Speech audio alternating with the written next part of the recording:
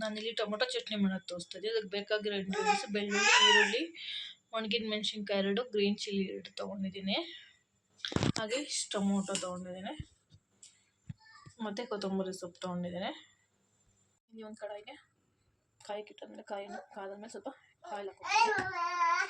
ಅದಕ್ಕೆ 1 table spoon ಅಷ್ಟು ಬೆಳ್ಳುಳ್ಳಿನ ಹಾಕ್ಕೊಬೇಕು.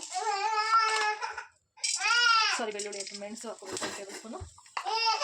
1 ಟೇಬಲ್ ಸ್ಪೂನ್ ಅಷ್ಟು ಜೀರಿಗೆ ಆಡ್ ಮಾಡ್ಕೊಂಡಿದ್ದೀನಿ.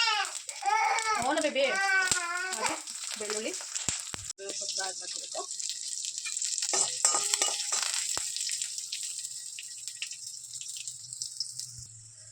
ಗ್ರೀನ್ ಚಿಲ್ಲಿ ಮತ್ತು ಆನಿಯನ್ ಆಡ್ ಮಾಡ್ಕೊಬೇಕು. ಟೊಮೊಟೊ ಚಟ್ನಿ ಎಷ್ಟು ದಿನ ಒಂದು 15 ದಿನದವರೆಗೂ ಬೇಕಾದ್ರೆ ಫ್ರಿಜ್ಜಲ್ಲಿ ಸ್ಟೋರ್ ಮಾಡ್ಕೊಂಡಿರ್ಬೋದು, ಸೇರಲ್ಲ. ನೀಟಾಗಿ ಹಾಲಲ್ಲಿ ಡೀಪ್ ಫ್ರೈ ಮಾಡ್ಕೋಬೇಕು. ನೀಟಾಗಿ ಸುಮ್ಮನೆ ಇರ್ತೀನಿ.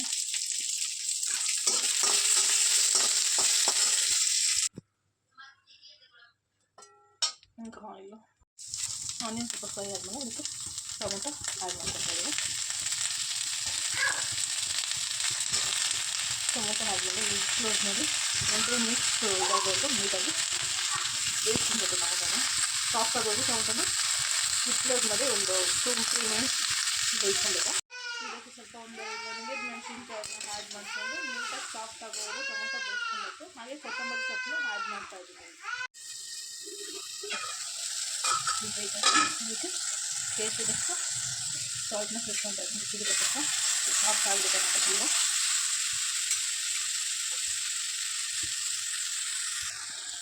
ಇದಕ್ಕೆ ಒಂದು ಸ್ವಲ್ಪ ಹುಣಸೆಹಣ್ಣು ಆ್ಯಡ್ ಮಾಡ್ಕೊತಾ ಇದ್ದೀನಿ. ಹುಣಸೆಹಣ್ಣು ಆಪ್ಷನಲ್, ಬೇಕು ಅಂದರೆ ಹಾಕೋಬೋದು, ಬೇಡ ಅಂದರೆ ಬೇಡ. ಯಾಕಂದರೆ ಆಲ್ರೆಡಿ ಟೊಮೊಟೊ ಹುಳಿನೇ ಇರುತ್ತಲ್ಲ, ಹುಣಸೆಹಣ್ಣು ಆಪ್ಷನಲ್. ನಿಮ್ಗೆ ಬೇಕು ಅಂದರೆ ಆ್ಯಡ್ ಮಾಡ್ತೀವಿ. ಆಫ್ ಮಾಡೋಣ ಸ್ಟವ್. ನೀಟಾಗಿ ಟೊಮೊಟೊ ಇದ್ದಾದಮೇಲೆ ಅದು ಕಂಪ್ಲೀಟ್ ತಣ್ಣಗಾದ್ಮೇಲೆ ನುಂಗ್ಬಿಟ್ಟು ಇದಕ್ಕೆ ಫೈನ್ ಪೇಸ್ಟ್ ಮಾಡಿಕೊಂಡು ಇದಕ್ಕೆ ಎಣ್ಣೆ, ಸಾಸಿವೆ, ಜೀರಿಗೆ, ಕರಿಬೇವಿನ ಸೊಪ್ಪು, ಸ್ವಲ್ಪ ಬೆಳ್ಳುಳ್ಳಿ, ಒಣಗಿದ ಮೆಣಸಿನ್ಕಾಯಿ ಹಾಕಿ ಒಗ್ಗರಣೆ ಕೊಟ್ಟರೆ ಟೊಮೊಟೊ ಚಟ್ನಿ ರೆಡಿ ಆಗುತ್ತೆ. 15 ದಿನವರೆಗೂ ಫ್ರಿಜ್ಜಲ್ಲಿ ಸ್ಟೋರ್ ಮಾಡ್ಕೊಂಡು ತಿನ್ಬೋದು.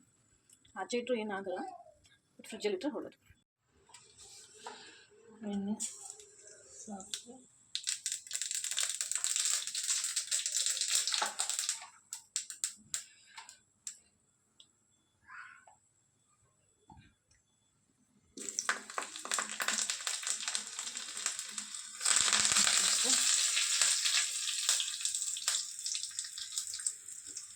ಒಣಗಿದ ಮೆಣಸಿನ್ಕಾಯಿ ಹಾಕಿ ಒಗ್ಗರಣೆ ಕೊಟ್ಟರೆ ಅದಕ್ಕೆ ಸ್ವಲ್ಪ ಜೀರಿಗೆನೂ ಆ್ಯಡ್ ಮಾಡ್ಕೊಂಡು ಸ್ವಲ್ಪ ಜೀರಿಗೆ ಇಷ್ಟು ಹಾಕಿ ಎಣ್ಣೆ, ಸಾಸಿವೆ, ಜೀರಿಗೆ, ಬೆಳ್ಳುಳ್ಳಿ, ಒಣಗಿದ ಮೆಣಸಿನ್ಕಾಯಿ, ಕರಿಬೇವಿನ ಸೊಪ್ಪು ಹಾಕಿ ಒಗ್ಗರಣೆ ಕೊಟ್ಟರೆ ಟೊಮೊಟೊ ಚಟ್ನಿ ನೋಡಿ ಫೈನಾಗಿ ಪೇಸ್ಟ್ ಮಾಡ್ಕೊಂಡಿದ್ದೀನಿ. ಇದಕ್ಕೆ ಒಗ್ಗರಣೆ ಆ್ಯಡ್ ಮಾಡಿದ್ರೆ ಟೊಮೊಟೊ ಚಟ್ನಿ ರೆಡಿ.